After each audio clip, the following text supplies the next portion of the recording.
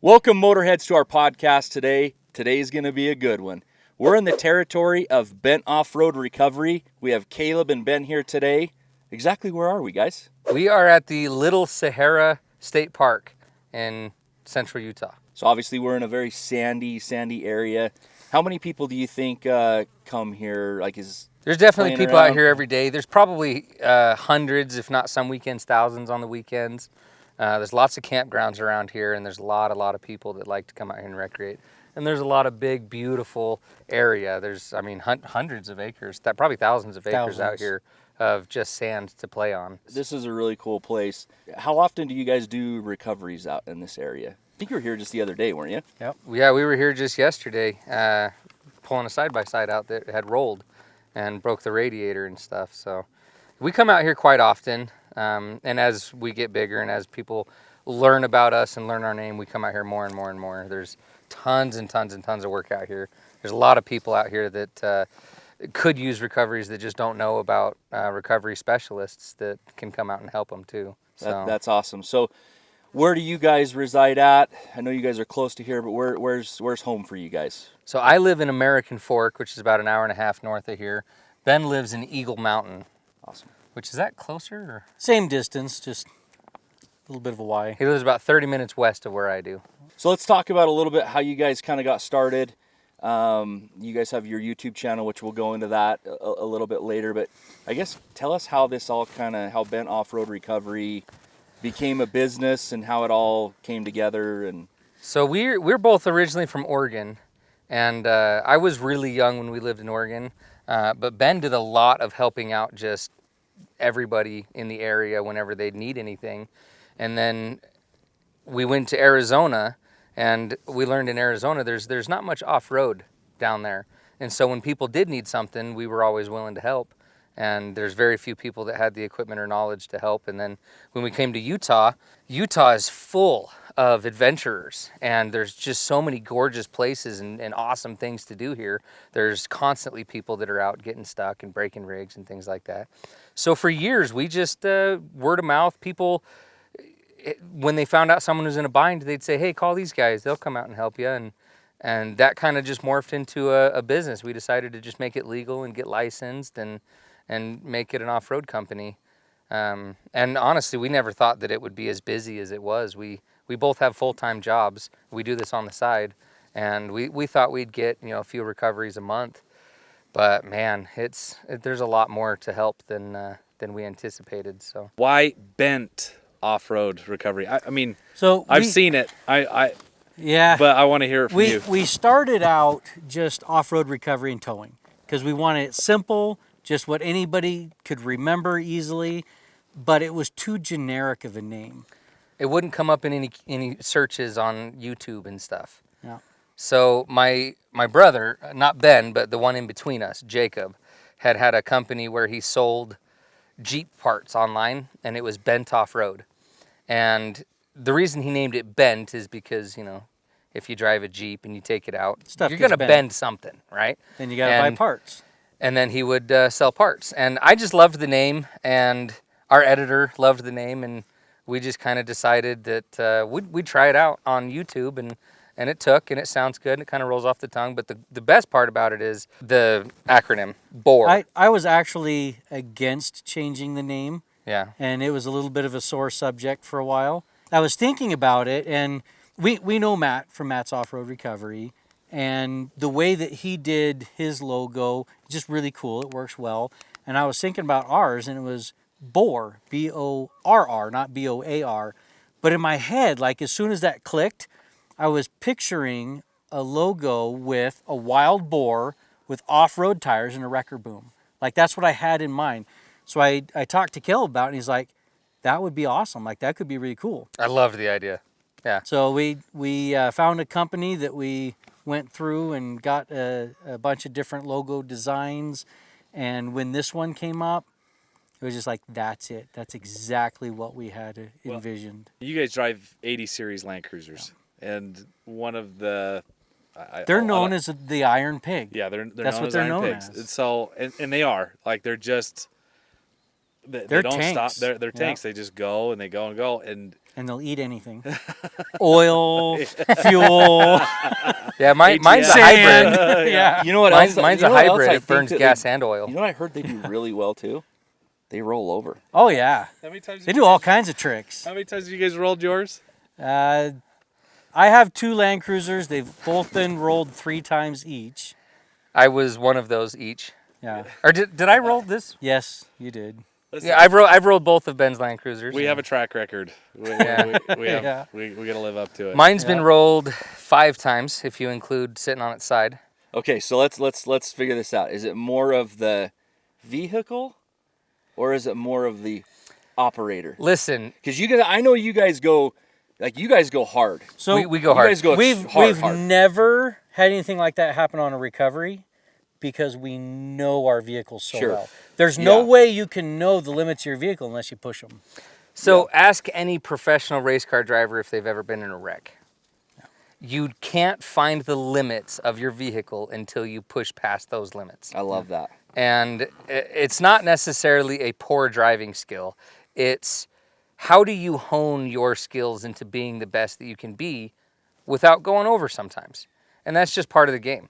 But the best part, like he said, is we do that when we're playing.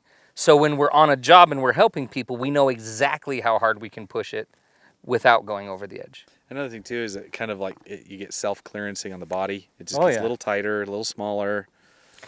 Plus, it's nice when you really don't care because we go out and recover like side-by-sides and UTVs and ATVs, and sometimes we have to put these Land Cruisers on 40-inch tires on a trail that was meant for a 55-inch side-by-side. And they're just scraping both sides, and we're rubbing them down Pushing rocks and trees stuff like with that. both sides. That's one of the reasons that we don't necessarily care about the body is because now it brings the usability of the vehicle up, because now we can do things that normal vehicles that size can't do because, you know, people care about damage.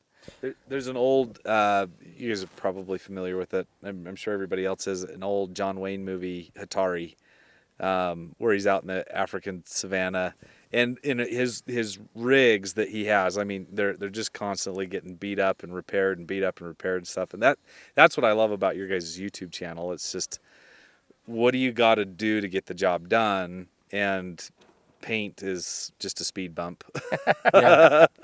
Yeah, paint can be covered in mud pretty easy. Yeah. I think when I think about you guys are like the perfect dudes to do what you do, just because you come from a background where you've worked with your hands a lot. You're very mechanical. Like just the conversations we were having last night about like motors and how things work, and like, you guys are the perfect people for that job. And obviously you're pushing the limits of everything. And so that makes total sense. I don't know if I've ever thought about it that way. You push it to the point where you really understand your rig and that you know that you can take it to that point. But if you go any further, you know exactly what's going to happen in that situation. Yep. One of the other things that's a benefit to, so we're both mechanics.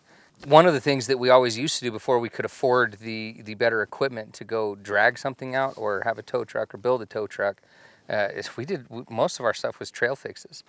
I mean, we'd go out and we would do insanely hard jobs that most shops would take all day to do. And on the trail. We'd do them on the trail in the middle of the mountains and then drive the vehicle then drive the vehicle out, yeah. Well, And if you do a trail fix right, I mean, you can just keep going on it. You don't. it's fixed. Yeah, Yep. it's fixed, and so The only hard part is parts. You know, it's funny. Like I've driven your guys' Land Cruisers, and man, it's funny because you guys do alignment as well too. Mm-hmm. Like they are haggard, beat up, totally raisined, headlight hanging out, but like one finger down the freeway. I mean, they're smooth. Yep. You guys have your priorities straight. Yeah, we like easy driving vehicles, that's for sure. We were just talking about that before the podcast. I'm like, how do I get my Gladiator? How do I get my 2021 Gladiator to ride as smooth as your 1990 something Land Cruiser on 40s? Like that, honestly, that's kind of crazy to think about that for a minute. So that just goes to show you how good you guys are mechanically at that kind of stuff, which is going to give you the upper hand in a lot of situations in recovery. I'm sure you've probably seen that Oh yeah. Yeah, from your absolutely. experience, So right? our dad was a mechanic. He was a frame and suspension specialist in Portland for 30 years before we ever moved away from Oregon. And we grew up with the saying, poor people have poor ways. You focus on the most important things, and that's never paint. It's not light bars, it's the mechanics. Yeah. So we've always been focus on the mechanics, make sure it's sound, it's dependable, it's tough, and the rest of it doesn't really matter. Yeah, get the lockers in. Make sure that the most important things are working before it looks great. It's funny because I was driving your Gladiator you drove down. the Gladiator down. And I just said, you want to know what's better than a Red Bull? Fear and adrenaline. 80 miles an hour on 38s, and there's just a couple spots between Idaho and Utah where there's just fast corners and there's some potholes and stuff, and so it just has a tendency to wander and bounce. Oh yeah, and the roads here are so great. Oh, jeez. So no Red Bulls for you last night? That's pretty impressive, man. That's really impressive. Didn't need it. I got to the hotel, I was still like, Hyperventilate. okay, all right, yeah. You get used to it after a while, but that was the thing that I loved about even the Land Cruiser that I have. They just drive so, and they're planted, they're big, they're heavy, and they just do a good job. They have a great design right from the factory too. So my Land Cruiser is on 40s, and mine is just a 4-inch lifted springs from Old Man Emu and longer shocks from Old Man Emu. That's my entire upgrades. A lot of these Land Cruisers have factory E-lockers front and rear. Ben's got one of each. He's got an ARB and a factory. I've got ARBs in my black Land Cruiser, and then factory E-lockers in my green Land Cruiser. So how many total Land Cruisers do you guys have? No, Just between I the went, two I of went us, to Lehigh. I can't count that high. between I'd the have two to of us, take my our whole boot off to family. count that high. I remember when we went over to do some interviews. I don't know, this was last winter. Yeah. I remember we rolled into your guys' driveway, and it was just like Land Cruiser, Land Cruiser, Land Cruiser, Land Cruiser. I'm like, well, we're in the right spot. Yeah. When you got a tool of choice, stick with it. We come from a big family, you buy most branded off-road vehicles and they might seat 5 at the most. I have 5 kids, so we got to have something that seats at least 7. And the Land Cruiser seats 7 or 8, depending on the back seat. Some of them have 2 seat belts, some of them 3. And that's why I bought my first Land Cruiser, 15 years ago. I was more than that. Could be, even longer. But it just turned out to be such an incredible rig. There was every time we saw a good deal on Land Cruiser, I had to snag it up. And Yeah, 15 years. 15 years ago, I took your Land Cruiser after you already did a bunch of stuff to it. It was on 35s with the slide-in winch. it had It's a Moab. It had a 2-inch lift, and I think it was 33s. It didn't have 33, 35s. 10, 50, 15s. We had just put the 35s on it, and then I Other than that, took it was 100% stock. It was Didn't his even have daily longer driver, shocks and I or took it to anything. Moab, and I was doing everything. I did lower Eldorado. I did It's not yours, Escalator. Yeah, it's because it was Yeah. mine. I'm more careful with your stuff than mine. You are not. So tell us about the Ford, because The Power we've Stroke. seen you guys do some you've done some pretty crazy stuff in that thing. Yeah. And So- when you were explaining how most of it was pretty stock, Yeah, I was shocked what you guys were doing. yeah. So what do you guys do with the Power Stroke? So that truck started out its life in our world as a mistake, actually. So I had a 460 Ford, a 97 Highboy. I still have it. I love that truck. I used to do everything with it. And then I towed a double trailer with my sister's Excursion, and I realized how much better diesels tow than gas motors. So that one came up in the auction the next week. And it was And a rollover. It was, but I didn't know it was a rollover. So I never looked at the pictures. I didn't research it. It was literally going on the computer. It was selling, and I was like, $1,800 for a diesel? Click, and What could possibly be wrong with that? exactly, Everything's fine. exactly. Actually, I think I won the bid for $1,300. I got it for $1,800 After the fees and everything. And then I started looking at the pictures, and I'm like, oh no, this thing is rolled. It's hammered. And Roof's I all was caved in. I was all disappointed, and I was all like, man, I just screwed myself. I'm going to have to part it out and get my money back. And it was our brother Jacob who was like, no, that truck's great. If you don't want it, I'll buy it from you. And I was like, all right, well, he lives in Oregon. He lived in Nephi at the time. Nephi. So I was like, well, I'll push the roof out and we'll get some glass in it, and then he can buy it from me. So my dad and I pulled the front seats out. The top of the cab was actually, top of the passenger side cab was pressed hard against the driver's seat. It completely smashed. So we pulled the seats out, and my dad and I grabbed a hydraulic ram, and we just started pushing and straightening. And, he's a frame guy. And so we did it right, and we were able to push everything out. We put a windshield in it, put a mirror on it, and a window on the door. And I was like, oh, this is good enough for me now. Yeah. I started driving it, and I have worked that truck harder than anybody ever should work a truck for 19 years now. And it just goes everywhere, and it keeps working. It just keeps working. It keeps going. So what have you done to it? Like, what are some aftermarket things that you've done? So it was 100% bone stock last year, 100% bone stock. And when we got invited to the OffRoad Games with Matt's OffRoad Recovery, we decided we're going to have to do something.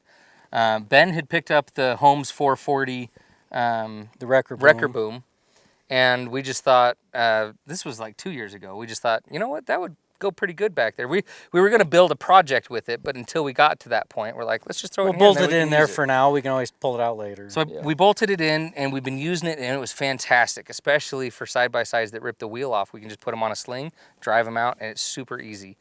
And then we decided, well, if we're going to compete in the off-road games, it needs ground clearance. we want to do something a little bit more spectacular. We want to stand out from the crowd. We don't want to take one of our FJ80s on 40s that'll just walk through that trail like it's nothing. We wanted to give the crowd a spectacle. So we're like, let's take the Blue Diesel. But it was still stock diffs. They're open, no lockers, no gears. It was all completely stock running gears. So I decided that I wanted to go lower gears, so I tried 488s, and in 2 months I just shattered 3 sets. We're like, all right, that's not the choice. Let's go factory 410s and put factory gears in it. And I just happened to have a front axle out of an 06 that I was going to put under my wife's Excursion so she could have a better turning radius and ride better. Which is the coil sprung suspension, whereas it was originally leaf sprung. Okay, Leaf sprung. Yeah. And I was like, well, that has 410s, and that axle has 410s. Stock. So we put a coil suspension. Put the factory All hangers, factory all the Ford mounts, F350. everything. So you look underneath it, and you'd think it was just a newer one. It's all factory, but the front axle and the suspension is now off of an 06 instead of an 02. And then we bought some ARB lockers and threw them in. I put an air compressor on it. And now I've got a Premier Power Welder, which is amazing. I love that thing. The ARB air compressor that I can air up my tires, I can do little things with, and they run my lockers, and ARB lockers. Other than that, that truck is bone stock. 40-inch tires. And we did not lift it to put those tires on it.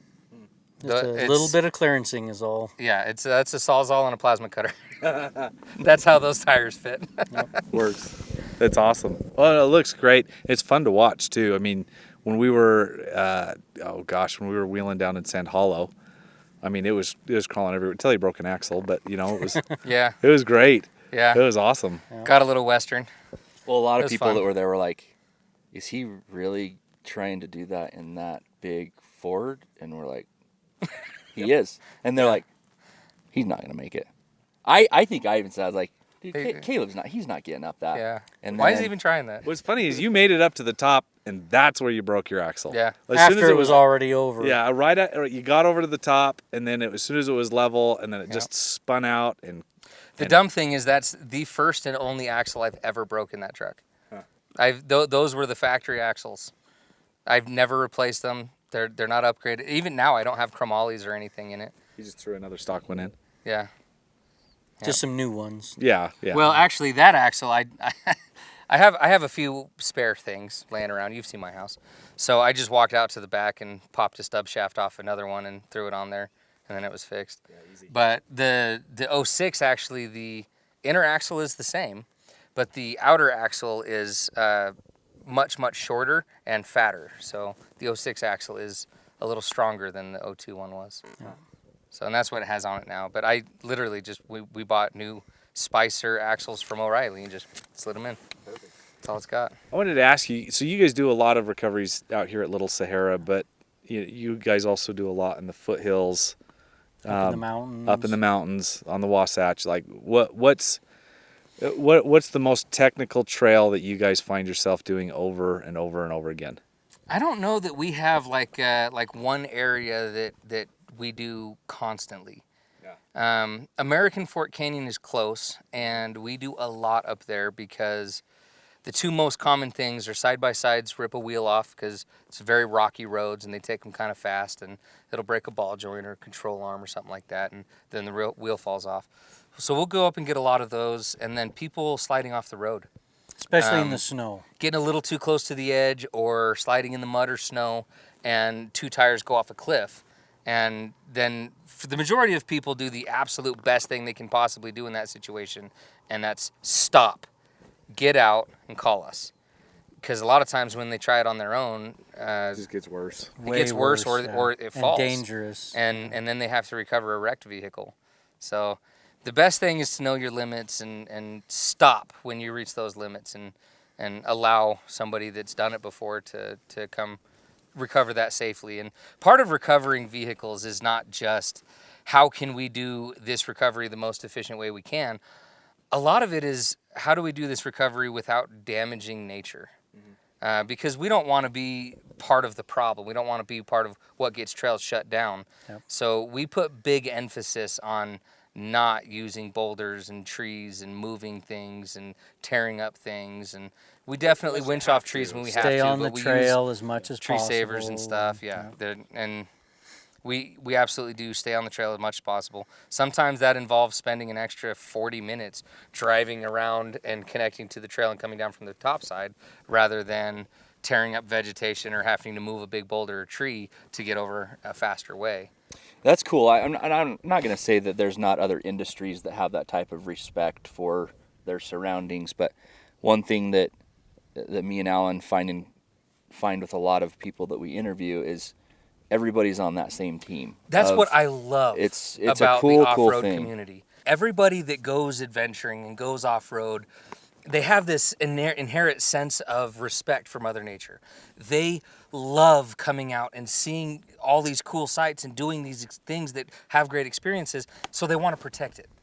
And I love off-road community for that reason. But you're talking like the off-road community, the clubs, the people A lot of the that clubs actually get a lot more done than individuals because they have more of a voice. They work with legislature, they work with public lands, and they actually do fundraisers, and they come out in groups and clean up trails. We do a trail ride cleanup. We try and do it every month just to try and get all of the areas clean, beautiful. You can't tell that people come in. That way we can keep them all open. Well, one of the problems is the reason why a lot of trails get shut down is because you just have weekend warriors. They're not a part of a club, but they've got the off-road rig. They don't take the time to read the signs or pay attention to what's protected, what's not protected. And they think, well, hey, it's just a rock. I can drive over it, or whatever. It's just black dirt when it's protected microbes. It's just a tree. It'll grow back. It's just a tree, right? Whatever. I need firewood. I hate to say it, but a lot of times it's actually the guys that go out drinking, and it's I'm not necessarily trashing people that drink or whatever, but I think what happens is guys that normally would not throw their cans out of their rig and leave a bunch of trash in the campsite, when they're impaired, now all of a sudden they don't necessarily think about the consequences of their actions. And most of the trash we pick up is beer cans and broken beer bottles and there's different groups, and I think what's most important is that people that if we respect the land, if we respect the trails, if we respect all that, then we can keep using it. Right. It's not just for us to just go out and use and abuse and then somebody else will take care of it, because the more people that have that mentality, the less of it we'll have available. Well, and we grew up in the great outdoors, hunting, four-wheeling, hiking, and we were taught from a young age to respect the land. Yeah. But Clean there's up a after lot yourself. of Make it nicer than Yes. make it better than when you were not there. not just pack everything out, but if you see other things, clean it up and pack it out with you. But there's a lot of new things available to people now, like side-by-sides and off-road specific vehicles that were not available before that people can afford. So you get a lot of people who didn't grow up with those teachings that are now coming out in these areas with brand new, very capable machines, but they haven't learned respect for the land, clean up after yourself, stay on the trail. And they don't have that inherent sense of respect. And for Mother sometimes Nature. when you talk to them, they're like, "Oh, I didn't think about it." Yeah. Or it just seems innocent. I can't remember what the term is. Somebody will please correct me in the comments. Gridding, or you'll see there's a lot of parallel trails in Moab and a lot of different places, and they're designated trails. Well, sometimes people get a little lost, or like, oh, you know what? Actually, I want to go do that trail, but I don't want to spend 3 hours to go to the end, and it's only 200 or 300 yards over there. I can see it. I'm just going to cut across and whatever. Yeah. But the problem is then they leave just enough tracks that the next guy comes through. Oh, there's a shortcut. Yeah. And then all of a sudden you've got a connection. But And then it starts somebody's happening gotta everywhere. Go in and put a fence up and block it off, and then they tear the fence down. And yeah, so staying on the trails is a kind of a pet peeve of mine personally. If you don't have a rig that is capable of doing that trail, just don't do the trail. And unfortunately, there's a lot of times, especially with all the new, you buy a really awesome brand new Jeep and it's very capable, but not quite capable enough to do some trails, or a side-by-side that, side-by-sides are very capable, but they're not quite capable enough to do certain obstacles. And they'll go through 3/4 of a trail, but they really want to get to the end, but they can't do this obstacle because their vehicle won't, so they'll create a bypass. And it's like, no, if you can't do that, and that's where growing up in the community as you're a teenager and you're poor and you're trying to build your 1982 Ford Ranger enough to do these trails, you kind of have a mentality where, oh, I can't do this obstacle, but I really want to do that trail. And so you build your rig to where you can instead of build the trail to where you can. But you guys know Holly, Mischief Maker. Yep. Yeah. That's what I love, what she preaches. Seat time above everything, right? Seat time syndicate. It's awesome. And the problem is that I think there's two things. The most important thing is having enough seat time to understand your rig. But these days you can, what I call, purchase confidence. Yep. You can buy a vehicle that is so much more capable than your experience, and a lot of times you can get away with it for a while, but if you don't have that seat time, if you don't understand your vehicle and just take baby steps through it, you end up, and out here is it's if you don't take your time and do, just be really, really careful wheeling out here, like you were explaining last night. It's all white sand, so it looks, in some cases you just can't see the contours until you're airborne. Yeah. Yep. The land will very just... deceiving. That's one of the things about the Little Sahara sand being so white. In the middle of the day when the sun is high and there's no shadows because the sun's right above you, you can't see contours. It just looks like a flat plane, and if you're ripping through it, all of a sudden you're airborne. You're like, oh my goodness, where'd the ground go? Because all you see is sand. It's one color. It's like a whiteout with snow, and it's really, really It's bright. difficult. It reflects. You can't Yep. see very so well. closer to the morning time, closer to the evening, it's a lot easier to wheel out here. Yeah. But in the middle of the day, when everything's hot and you're squinting your eyes because you got it's really bright, and it's hard to read the terrain. Yeah, you're hungry. It's time to get back to camp for lunch. Yeah. Yeah. I have a question for you. Something that I was thinking about earlier. What's the craziest thing you guys have done on the recovery side of things? I know you've done some crazy stuff, but what's been the one where you're like, It's that's the so one? hard to tie down. Like, if you give me a category, I can give you some examples. But we've done Because a lot of them are crazy semis in different ways. Yeah. that we did a semi that was on the craziest trail. Like, the trail goes in and out of a culvert like that, and he got his semi through it somehow. And it was like an not 8 through foot. it, into it. Well, no, the semi went through it, but his trailer. Yeah, the couldn't get trailer through got it. hung up. And I'm like, how did you get your semi through that? Momenta. Yeah, it's crazy. Yeah. That one was pretty fun. It wasn't a really difficult one to do per se. No, we just had to pull the trailer over to where it didn't roll, and then we hooked up the diesel to the front of the semi, and we were able to pull it out of it. So Ben stabilized the trailer to where it didn't fall over, and then I pulled the semi out with the blue diesel, and it worked pretty well. But that one was pretty crazy. We just did a Tacoma that is hands down the steepest I've ever seen a vehicle that didn't roll. It didn't roll. It was 54 degrees, 54 It was, degrees. We got around it, looking underneath it, and he was right on the edge of the road, barely hanging. Well, he was over, and then there was like another 10-foot drop off.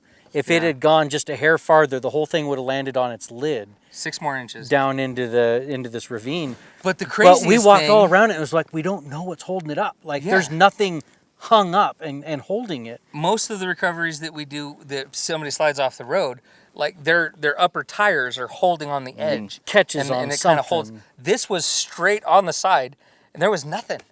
There was nothing. It was crazy. It was like some invisible held up force by was just holding angels it. or something. Yeah, that's one of those situations where you can't just attach to something and say, "Hey, we're just going to pull this out." Yeah, because Like, you have to anything, if put you a did it lot just of wrong, it would have gone. Yeah, or if you pull from the downhill side, because a lot of times you grab from the downhill side, that way you can pull it up further with one pull. But if you'd have grabbed from the downhill side on that, it would have put it right over. It would have just flipped it right over. We actually had to tie 2 separate winches to it, and I drove up front and rear at the on same top with time. the blue diesel, and we took the boom and my other winch to stabilize it, and then pull it up here while we had another winch from the back. We had 3 keeping winches from- on it, from falling and down. and still rocked it forward and backwards. It was coming in up, so it didn't tear up the rims and the suspension and stuff, just because the force was so hard. That's what I like watching you guys on your guys' channel. Just the situational awareness, which you guys are paying attention to. It's not just, hey, let's show up, let's get it out of here and go. It's okay. How do we preserve nature? How do we preserve the rig? How do and just as careful and as surgical as possible. And that's really fun to watch. Yeah. It's one of the things that I absolutely love about doing recoveries, because my favorite pastime my whole life has been off-roading. Anything I can do outdoors, camping, fishing, hiking, off-roading, that's my happy place. And being able to mix that with the mental exercise of problem solving, problems. I love it. Well, because it's easy to watch a YouTube channel or video and say, And second guess them. That's what I would would have done done. this way. This would have worked better. Yeah. Well, and so full disclosure, I do that. all the time. I think we all do. Everybody probably. does, but I don't do it like disrespectfully. No. I'll sit there and watch the ones that we got channels that I really like, and I'm like, oh, I totally would have done that this way. And that's not necessarily saying that how they're doing it is wrong or worse or not as good or anything. Sure. There's 1,000 ways to skin a cat. Exactly. And it's just, I love the problem solving of doing it. I mean, frankly, we've had our own recoveries where we looked at the video afterwards and been like, should have done that a little different. we could have done that this way and that would have been a little easier, or I wonder why we didn't try this or something like that. Do you find putting your work on YouTube has helped you refine your skill? No, No? not really. I mean, if you think about it, we have 24 years experience of off-road recovery in Utah alone. And then we were in Arizona and Oregon before that, and he was doing it at least 6 or 7 years before I was even old enough to really be a part of. I mean, I was there helping hook things up and stuff when I was a kid, but it's different. Yeah. You guys aren't just like, oh, wow, these guys are doing this on YouTube. How hard could it be? We're going to start an off-road recovery channel. Yeah, we already No, had a like, lot we're of already doing this. experience in it. Frankly, we probably have. I don't know if anybody has as much experience as we do. Yeah, there's in a lot of the the real channels world. that do a really good job, and they really know what they're doing, but they haven't been doing it nearly as long. Yeah. But Especially with combined. with the YouTube channels, everybody thinks that a lot of them have been doing it for a long time. They're just recently starting to film, which is what we are doing. Yeah. We just recently started filming what we're doing, so we're starting. It was actually Matt Much that convinced later. us to start the YouTube channel. Yeah. Matt sends us work when it's too far for him or whatever the case. He's too busy. He'll call us, and he's sent us quite a bit, and we have kind of a working relationship with him. And I was talking to him one day, and he was like, "You guys absolutely should. I think you do great at it." And so, and it's been dream of Ben's for a long time. He's thought about doing. I never wanted to. I hate the idea of being on camera. So what challenges has that brought to not only just like the recovery side of things, but as far as like time, and talk about those challenges? I So know I'm YouTubers- technologically illiterate. I hate anything electronic. And it's very, very difficult to wrap my head around stopping, setting stuff up, and getting shots. And we're used to getting in, getting the job done the most efficient, fastest way, and getting out. And that doesn't work when you're trying to film stuff. Yeah. Luckily, Caleb's got a good buddy, Lunchbox, you see him in our videos, that is good at that stuff. So we teamed up with him, and he started giving us tips on how to film things, and he started doing our editing, and that's the only reason we have a channel, is because he's helping us up. Lunchbox does all the editing for Yeah. us. He does a great job. And we don't he pay does. him. Yeah. We pay him in burritos. burritos. Yeah. Pretty much. Burritos and energy drinks, right? World's best currency, right? That's right. Yeah.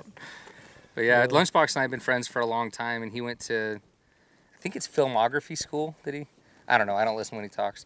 But he He might watch this. I hope he does. I hope so. I hope he does. Lunchbox, we're just kidding, dude. We're really just, it's not true. Me and my friends have a weird sense of humor. We are ruthless to each other. We are incredibly rude, and it's hilarious.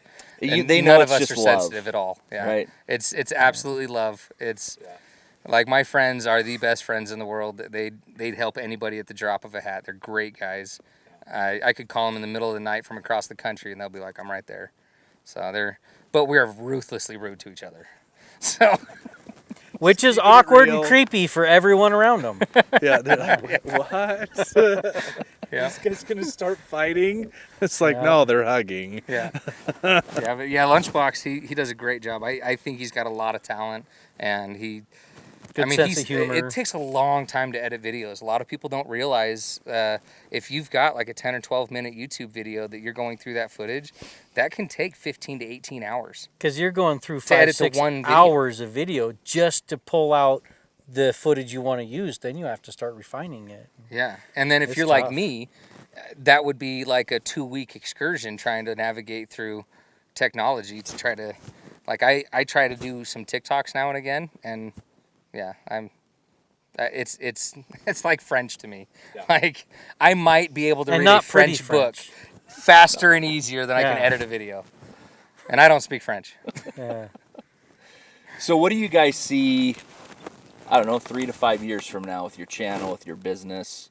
What are some of those goals? So we've always had the goal to build the business up enough to where we can help people that need it without any cost. We have quite a few people that have no problem affording a recovery. You know, they'll call us and we're very inexpensive, and they'll call us and say, hey, I need help, and be willing, you know, easy to pay for, no problem. They can pay for it, and that's. But we have other people that, you know, paying an extra $200 or something like that, that could be make it or break it for the month. Yep. And we've had a couple people that they called us and flat told us, like, we're broke. We can't pay you anything. Can't afford it, but we're we're stuck in a bad and way. we're worried. Can you help us? And obviously we go out and help. My goal is to get the business up and built up enough where people know about us, that we can go out and help people free of any charge whenever they need it without having to worry about it. We would love to be that company that everybody knows if they're in a bind, they don't have to worry about financial repercussions. They can just call us and know that they can make it home that night. That is a really, I mean, I think a lot of people have been in that position. I've been in that position where I was just trying to have fun with my family on a weekend, and we're stuck. Everything's broken down, and I can't afford the help, and so you just have to figure it out yourself. Luckily, we're able to just figure it out ourselves, but it was still like asking somebody to bring parts and do stuff, and that is such a horrible feeling to be in that position where you just can't help yourself. Yeah. Well, you know what's crazy? You think back like 4 or 5 years ago, one of the reasons why Yankum Ropes is here is because you found yourself in those situations. Repeatedly. But no, like where we've had conversations where you're like, dude, broke down, didn't even really have the money to like get home because I had to buy this part. Yeah. So I think that there's a lot to that, man. I think that's a really cool goal. So right now, Ben and I still both have full-time jobs, and this is a side thing. And we would love to be able to do it full-time. We would love to build it enough to where we could get the biggest thing is getting our names out there. There's work. There's so many people that need help and need recovering. It's just finding out about the people around that can actually help. So I want to get our name out there and grow the business enough that where we can do that full-time, and then eventually to where we don't charge for it. We can do it for, and that's really the drive behind the YouTube channel, was that allows us to make money doing what we love to do without making money doing what we love to do. Yeah. There's a lot of people that worry about the cost so much that they will try all day long every single option they have until everything's 10 times worse than it was, and now it's nighttime. And now they're really worried, and then they call us. It's like, it would have been a lot better if we had been out here 5 hours ago. Yep. And everybody tells us your YouTube channel would be better if you were filming during the day. It's like, yeah, but when somebody's up there on the mountain in the middle of the night and they need help, that's when we're going. Yeah, and you can't just say, sorry, I want to film in the day. Yeah. Have fun up there. We'll see you in the morning. Like that, you can't do that. It doesn't work that way. Well, sometimes they're starving. Sometimes they're, you know, we you gotta worry about it. consistently bring. So both of our Land Cruisers, all of our recovery rigs, we have a flat of water at all times. Yeah. Brand new bottled water, because so many people that we recover are not prepared with food and water. And I always ask every single recovery that we have, how are you guys doing on food? How are you guys doing on supplies? Do you Can we need bring anything? anything up? And there's quite a few times we've brought people food, and we've brought people, I mean, there's quite a few times where they go out and it's like, oh, it's kind of warm today. We'll go out in our t-shirts in a side-by-side. Then they get stuck and it starts snowing, and it dumps 2 feet of snow while they're trying to get unstuck. By the time they call us, everybody's freezing and their kids are freezing. So we've brought up jackets and blankets and stuff for families. We went on this recovery, and it was way up in the mountains. I mean, we're talking 3.5 hour drive on dirt roads up in the mountains. And they were hunting, and they came down early in the morning when everything was frozen, and they dropped into a bowl, and then they went hunting, and they came back out, and everything's thawed out, and now it's really muddy. It's a super steep, long, muddy hill. They can't get out. And the Raptor made it out because it just had sheer horsepower to clean out the lugs, and he got it out. He went back down in to see if they could help. They couldn't. They called us. We come in. And it was so funny because we dropped our Land Cruisers down in, and then I says, I think I'm going to try to drive it out. And he's like, okay, cool. Do you want a vehicle on the top? And I says, yeah. And I told my 16-year-old niece that came with us to do helping film, I was like, hey, T, drive my Land Cruiser to the top and wait for me. And she jumps in and drives up, and he was so pissed. He was so mad that I was just, to my 16-year-old niece, hey, just go do that real quick. And she just did it. And she just did it. Yeah. And then I jumped in his truck, and he's like, you're going to love the way this sounds. You got to throw a lot of mud. And I almost just idled it up. And it's all about tire placement. There's so many roads where if you are 2 inches this way, you're not making it up that. 2 inches this way, you can make it. Sometimes tire spin's good. Sometimes it's not. I was trying to teach him as I'm driving through, and the guy was so thankful because he rode with me as I drove his truck up. And they'd been trying for, I'm not joking, 8 hours. They'd been trying for 8 hours to drive it up, and they couldn't get it. And I just drove it up there. And he's like, you made that look easy. And I'm like, it's just experience. I know the terrain. I know the vehicles. I know the tires. I know exactly what I need to do to drive this up and out. And it's just experience. It's not that he's doing anything wrong. It's not, I wasn't trying to be rude or anything like that. But he loved the fact that we could teach him as we're driving through. And now he has these little bits of information that he never would have thought about doing. Yeah, that's what I like about your guys' channel. You guys don't ever make anybody feel like an idiot, you know, because we want the sport to grow. We want more and more people to be off-roading and having fun and practicing and learning. You know, it's you make a mistake, whatever, you know. So it's funny, we have a lot of people that we come out and we help, we get them out, and they'd already been trying for a couple hours. We pull them out, they're super excited. It's like this big, huge mountain conquered. Yeah. And then they're like, I'm never doing this again. It's like, no, do it again, man. You just do learn it again, stuff. Get stuck, do it again, get stuck, do it again. You can get farther this time. That's the fun of being outdoors and having fun. And we went on a recovery where a kid in the middle of the night got stuck in his little hoopty that he paid for, went home and his parents were asleep, so he just grabbed his mom's car and they go out to pull out his truck and they got it stuck. Oh no. And then they went and they grabbed his dad's shelves that he was building shelves with, and he's like, I have wood. So they took the wood out to try to help him get unstuck, destroyed it, because it's polished. It didn't do any good anyways. Yeah. There was no traction on it. Then, so the dad calls me, and we go out and we pull all 3 vehicles out. And as we're driving out, he says, now ask him. He's the expert. He's the professional. Ask him about this. And I looked at the dad and I says, you're not going to like my answer. And he's like, what do you mean? I says, do it again and do it often. Come out with your buddies and have a good time. Don't go This alone. is what life is about. I said, the mistake you made was not getting stuck.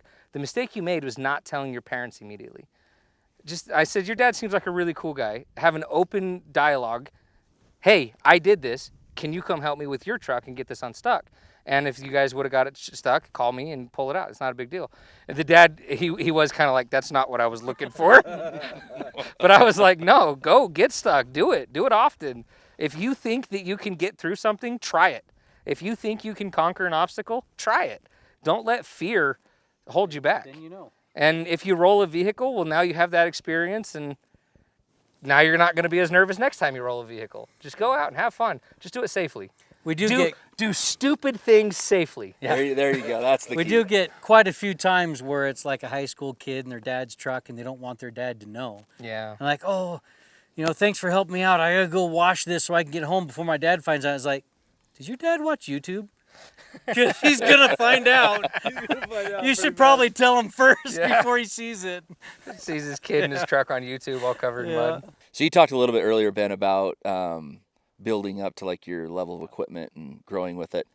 So what do you tell a lot of these people, these newbies, like what are some things that you don't want to leave home without if you're going out to a place like this or in the mountains? Like what is a list of things you would tell someone? Yank 'em recovery ropes. No matter where you're going, you want to make sure you have more than one vehicle. That way, if something happens, you can either get out in that vehicle or get the other vehicle out. That always means you got to have something to pull with. So we started out, I don't know how many years ago, when we were kids, everybody they had chains, they had the cheap little yellow toe straps with the hooks on the end, or like the ratchet come-alongs, like you use whatever you had. None of them really work. I mean, and some of them can be very, very dangerous. So when we first learned about kinetic energy ropes, we're like, these things are awesome. And we started trying different brands, and we kept breaking stuff. And some of them worked better than others, but it was picking your battles, and you still had to be very careful, because when a kinetic energy rope breaks, it's like snapping a rubber band. Like there's some energy behind it.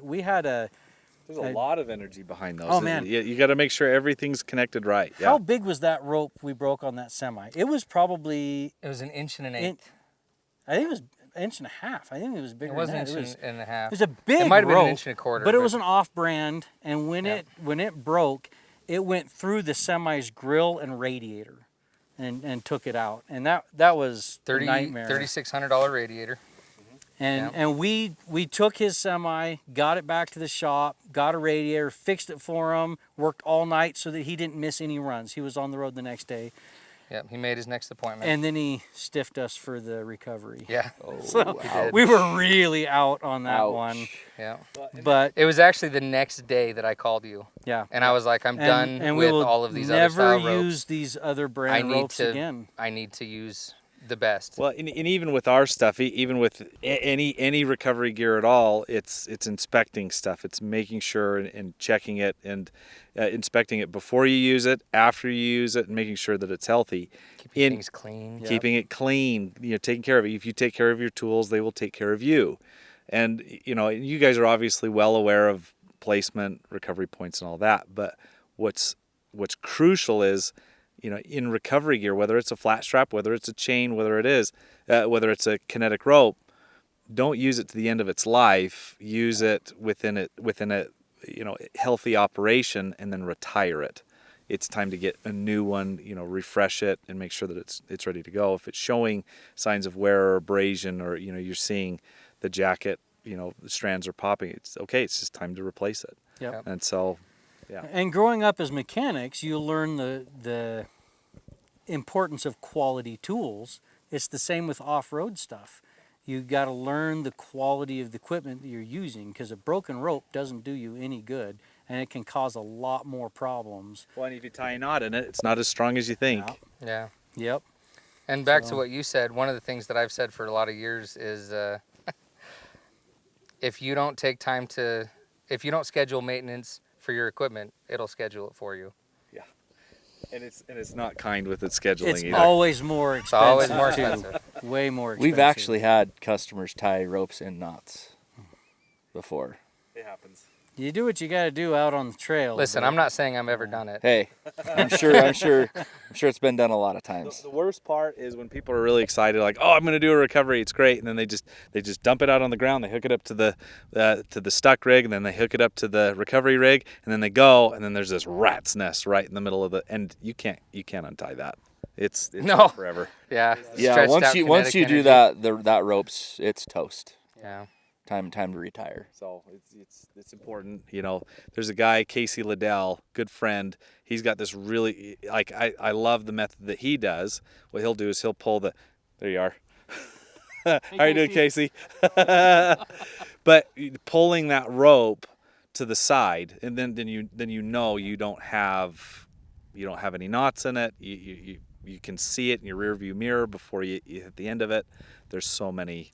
Yeah, we always pull our ropes out, and then we normally make a zigzag in between the two vehicles. And one of the things, so there's a benefit both ways. When I zigzag, I like to throw at least one of the loops off to the side of the vehicle, or just throw the whole thing off and one of the benefits of that is from the driver's seat, you can't see a rope. Yeah. So if you keep one of those loops visible, then as you're tightening up, you see it pulling in, and you realize when you're going to hit the end of the rope. Yep. And then you can hit the end, back up a little bit, go for it. It's a lot safer. Yep. Yeah, easier. Yep. Yep.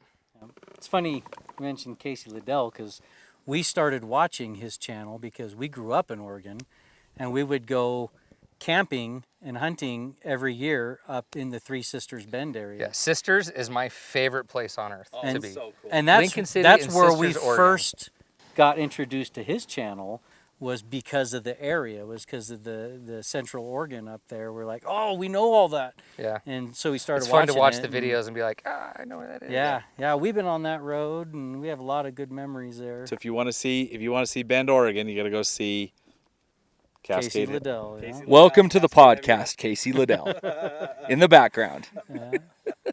So where can our viewers find you guys?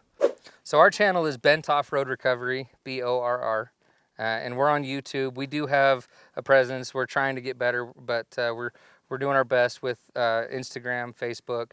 I started a TikTok even. Nice. That's a thing. We on have a phone. we have a website, bentoffroad.com. BentOffRoadRecovery.com is our website. We have our merch and our T-shirts. We actually have the cool Google logo listing. and everything. Yeah, those are cool. So we just barely got hoodies and hats and stickers and air fresheners. Gotta have the air fresheners. I love the vanilla air freshener. Yeah. That green. I've got a stack of them. I just keep rotating them. I caught Alan rubbing them on his armpits. It was kind of weird. I was smelling like a bag of onions, Hey. and it helped. It really does work. I actually really liked how they turned out. Yeah. They're pretty awesome. Nobody really does air fresheners, but At the Those ones turned at the out OffRoad really Games, good. we air freshener bombed everybody's rigs. Nice. Yeah. So That's awesome. you can see our air fresheners in Rory's truck and in Matt's That's truck. cool.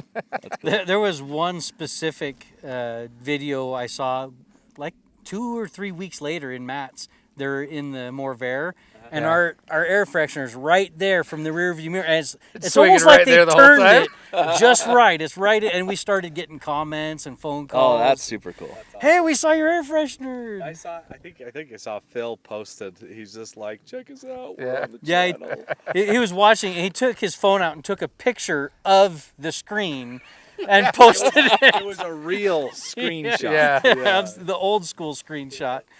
Click. That was hilarious. Well, you guys have been awesome. We always enjoy hanging out with you guys, learning from you. There's always something to learn from you guys because you have a lot of experience. And man, we just appreciate you coming on the show. I'm sure everyone's going to love it. Learn a Hope lot so, today, yeah. and definitely have you back in the future. So it was a blast. We'd love to come down here. Yep. And everybody's welcome out on our trail ride, trail cleanups. We try and do them every month. We don't always get them posted very early. Sometimes it's only a week or two notice, but everyone's welcome. You don't have to have super capable rigs. A lot of times we're just doing normal trails, but it's always a good time. Yeah, come join us, grab a garbage bag, and just help clean up Mother Nature. We love it. Yep. Yep.